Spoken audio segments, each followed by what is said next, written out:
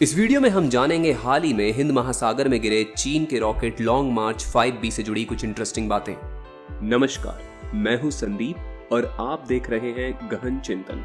आप सब जानते ही होंगे कि पिछले कुछ दिनों से कोरोना महामारी के अलावा जिस दूसरी बात ने धरतीवासियों को परेशानी में डाल रखा है वो है चीन का एक प्रक्षेपण यान, सरल भाषा में कहूं तो एक रॉकेट।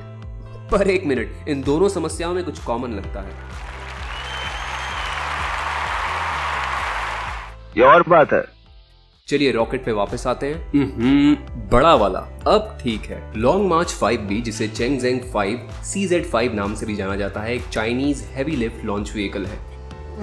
कोई बात नहीं, जल्दी से समझ लेते हैं। हैवी लिफ्ट लॉन्च व्हीकल एक ऑर्बिटल लॉन्च व्हीकल यानी प्रक्षेपण यान होता है जो कि 20,000 किलो से 50,000 किलो तक का पेलोड लेकर उसे धरती की कक्षा यानी ऑर्बिट में पहुंचाता है। धरती माँ के सुपुत्रों ने अभी तक जिन हैवी लिफ्ट लॉन्च व्हीकल्स को बनाया है उनमें से 2019 तक 4 हैवी लिफ्ट लॉन्च व्हीकल्स सक्रिय हैं। आइए लगे हाथ इनके भी दर्शन कर लेते हैं।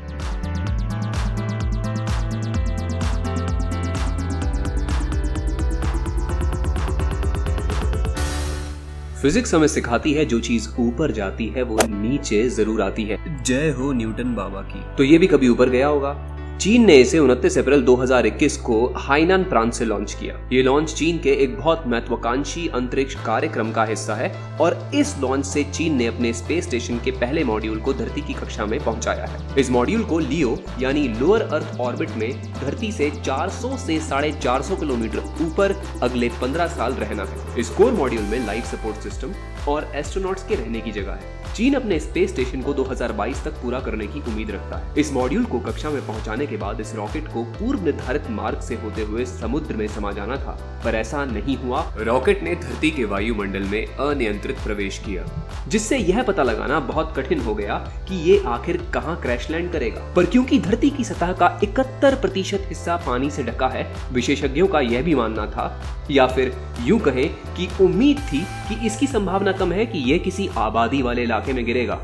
हालांकि चिंता यही थी कि ऐसा भी हो सकता है। इसके बारे में जोनाथन मैकडॉल ने, जो कि एक एस्ट्रोफिजिसिस्ट हैं, रॉयटर्स से कहा, 1979 में जब नासा स्पेस स्टेशन स्काईलैब के कुछ हिस्से अपने ऑर्बिट यानी कक्षा से निकलकर ऑस्ट्रेलिया पर जा गिरे, तब अधिकतर देशों ने अपने अंतरिक्ष यानों का समायोजन करके ये सुनिश्चित करने की कोशिश की कि ये यान धरती के वायुमंडल में अनियंत्रित प्रवेश न करें। उन्होंने ये भी कहा कि ये चाइनीज रॉकेट डिजाइनरों की लापरवाही है कि उन्होंने इसका ख्याल नहीं रखा। पर राहत की बात यह थी कि रॉकेट का बचा हिस्सा, जो वायुमंडल में प्रवेश करने के उपरांत अधिकतर हिस्से के साथ नष्ट नहीं हुआ था, लॉन्गिट्यूड 72.47 डिग्री ईस्ट और लैटिट्यूड 2.65 डिग्री नॉर्थ यानी मालदीव्स के पास हिंद महासागर में क्रैश हुआ। द यूरोपियन स्पेस एजेंसी ने इसे रिस्क जोन की संज्ञा देते हुए बताया था कि धरती की सतह पर 41.5 डिग्री नॉर्थ से 41.5 डिग्री साउथ लैटिट्यूड तक फैले हिस्से पर कहीं भी मलबा गिरने की संभावना है, जिसमें लगभग पूरा अमेरिका, साउथ ऑफ न्यूयॉर्क, पूरा अफ्रीका, ऑस्ट्रेलिया, एशिया के कुछ हिस्से, दक्षिण जापान और यूरोप में स्पेन, पोर्चुगल, इटली और ग्रीस शामिल थे। 100 फीट लंबा और ईंधन के साथ 22,500 किलोग्राम वजनी ये रॉकेट किसी ऑर्बिट से निकलकर धरती की सतह से टकराने वाली अभी तक की सबसे बड़ी वस्तु है। इसके पहले भी मई 2020 में जब लॉन्ग मार्च लॉन्च किया गया था, तब उसका मलबा आइवरी कोस्ट में स्थित कुछ गांव पर जा गिरा था।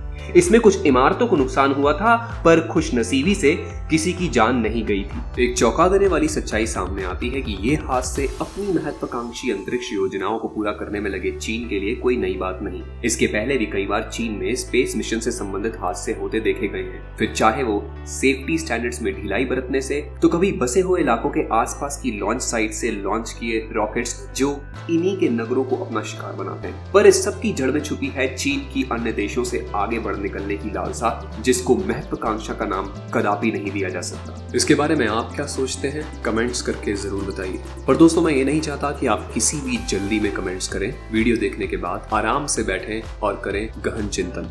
तब तक के लिए मैं आपसे विदा लेता हूँ और फिर मिलूंगा एक नई वीडियो के साथ। वीडियो को देखने के लिए आपका धन्यवाद। चैनल को सब्सक्राइब करके बेल आइकन का बटन जरूर प्रेस करें और वीडियो को लाइक और शेयर करना ना भूलें।